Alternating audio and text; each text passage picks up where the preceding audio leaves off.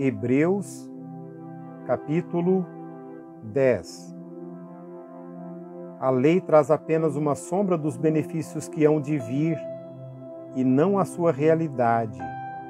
Por isso ela nunca consegue, mediante os mesmos sacrifícios repetidos ano após ano, aperfeiçoar os que se aproximam para adorar. Se pudesse fazê-lo, não deixariam de ser oferecidos, pois os adoradores, tendo sido purificados uma vez por todas, não mais se sentiriam culpados de seus pecados. Contudo, esses sacrifícios são uma recordação anual dos pecados, pois é impossível que o sangue de touros e bodes tire pecados. Por isso, quando Cristo veio ao mundo, disse: sacrifício e oferta não quiseste, mas um corpo me preparaste. De holocaustos e ofertas pelo pecado não te agradaste. Então eu disse: aqui estou, no livro está escrito a meu respeito. Vim para fazer a tua vontade, ó Deus. Primeiro ele disse: sacrifícios, ofertas, holocaustos e ofertas pelo pecado não quiseste, nem deles te agradaste, os quais eram feitos conforme a lei. Então acrescentou: aqui estou, vim para fazer a tua vontade. Ele cancela o primeiro para estabelecer o segundo. Pelo cumprimento dessa vontade fomos santificados por meio do sacrifício do corpo de Jesus Cristo, oferecido uma vez por todas. Dia após dia, todo sacerdote apresenta-se e exerce os seus deveres religiosos, repetidamente oferece os mesmos sacrifícios, que nunca podem remover os pecados. Mas quando este sacerdote acabou de oferecer, para sempre, um único sacrifício pelos pecados, assentou-se à direita de Deus. Daí em diante, ele está esperando até que os seus inimigos sejam colocados como estrados dos seus pés, porque, por meio de um único sacrifício, ele aperfeiçoou para sempre os que estão sendo santificados. O Espírito Santo também nos testifica a este respeito. Primeiro ele diz: esta é a aliança que farei com eles depois daqueles dias, diz o Senhor. Porei as minhas leis em seu coração e as escreverei em sua mente. E acrescenta: dos seus pecados e iniquidades não me lembrarei mais. Onde esses pecados foram perdoados, não há mais necessidade de sacrifício por eles. Portanto, irmãos, temos plena confiança para entrar no Santo dos Santos pelo sangue de Jesus, por um novo e vivo caminho que ele nos abriu por meio do véu, isto é, do seu corpo. Temos, pois, um grande sacerdote sobre a casa de Deus. Sendo assim, aproximemo-nos de Deus com um coração sincero e com plena convicção de fé, tendo os corações aspergidos para nos purificar de uma consciência culpada e tendo os nossos corpos lavados com água pura. Apeguemo-nos com firmeza à esperança que professamos, pois aquele que prometeu é fiel. E consideremos uns aos outros para nos incentivarmos ao amor e às boas obras. Não deixemos de reunir-nos como igreja, segundo o costume de alguns, mas procuremos encorajar-nos uns aos outros, ainda mais quando vocês veem que se aproxima o dia. Se continuarmos a pecar deliberadamente depois de recebermos o conhecimento da verdade, já não resta sacrifício pelos pecados, mas tão somente uma terrível expectativa de juízo e de fogo intenso que consumirá os inimigos de Deus. Quem rejeitava a lei de Moisés morria sem misericórdia pelo depoimento de 2 ou 3 testemunhas. Quanto mais severo o castigo, Julgam vocês? Merece aquele que pisou aos pés o Filho de Deus, profanou o sangue da aliança pelo qual foi santificado e insultou o Espírito da graça? Pois conhecemos aquele que disse: a mim pertence a vingança, eu retribuirei, e outra vez, o Senhor julgará o seu povo. Terrível coisa é cair nas mãos do Deus vivo. Lembrem-se dos primeiros dias, depois que vocês foram iluminados, quando suportaram muita luta e muito sofrimento. Alguns de vocês foram expostos a insultos e tribulações. Em outras ocasiões fizeram-se solidários com os que assim foram tratados.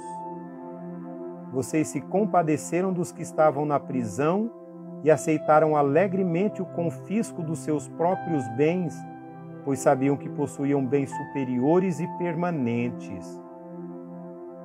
Por isso, não abram mão da confiança que vocês têm, ela será ricamente recompensada. Vocês precisam perseverar, de modo que, quando tiverem feito a vontade de Deus, recebam o que Ele prometeu, pois em breve, muito em breve, aquele que vem virá e não demorará, mas o justo viverá pela fé.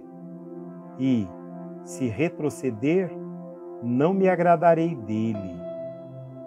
Nós, porém, não somos dos que retrocedem e são destruídos, mas dos que creem e são salvos.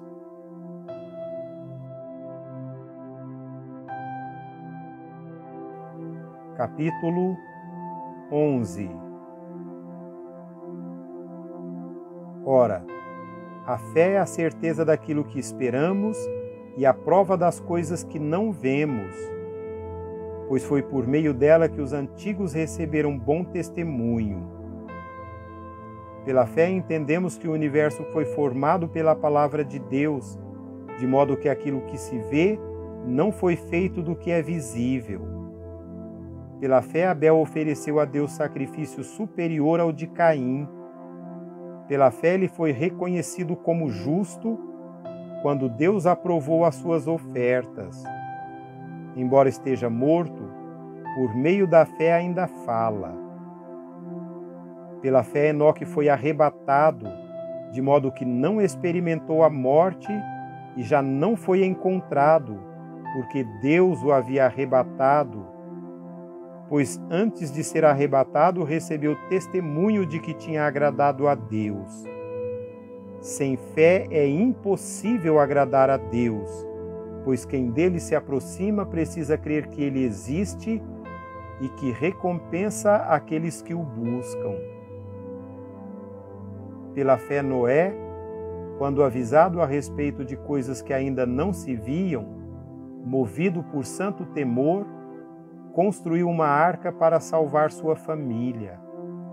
Por meio da fé, ele condenou o mundo e tornou-se herdeiro da justiça que é segundo a fé. Pela fé, Abraão, quando chamado, obedeceu e dirigiu-se a um lugar que mais tarde receberia como herança, embora não soubesse para onde estava indo. Pela fé, peregrinou na terra prometida como se estivesse em terra estranha. Viveu em tendas, bem como Isaque e Jacó, co-herdeiros da mesma promessa, pois ele esperava a cidade que tem alicerces, cujo arquiteto e edificador é Deus. Pela fé, Abraão e também a própria Sara, apesar de estéril e avançada em idade, recebeu poder para gerar um filho, porque considerou fiel aquele que lhe havia feito a promessa.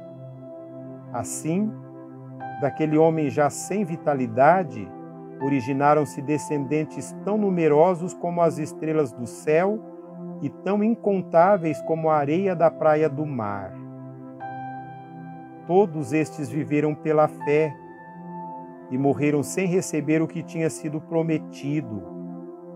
Viram-no de longe e de longe o saudaram, reconhecendo que eram estrangeiros e peregrinos na terra.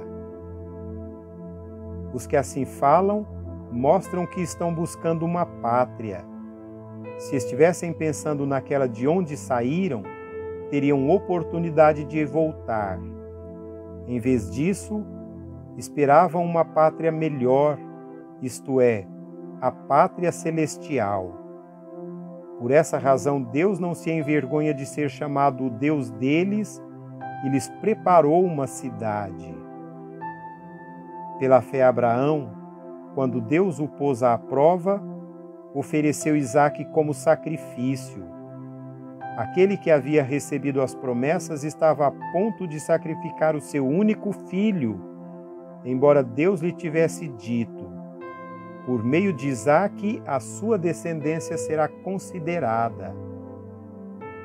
Abraão levou em conta que Deus pode ressuscitar os mortos e, figuradamente, recebeu Isaque de volta dentre os mortos.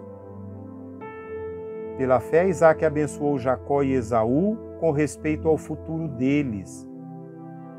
Pela fé, Jacó, à beira da morte, abençoou cada um dos filhos de José e adorou a Deus, apoiado na extremidade do seu bordão. Pela fé, José, no fim da vida, fez menção do êxodo dos israelitas do Egito e deu instruções acerca dos seus próprios ossos.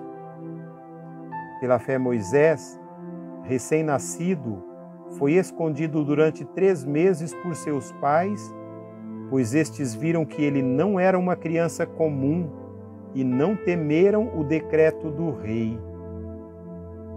Pela fé, Moisés, já adulto, recusou ser chamado filho da filha de Faraó, preferindo ser maltratado com o povo de Deus a desfrutar os prazeres do pecado durante algum tempo.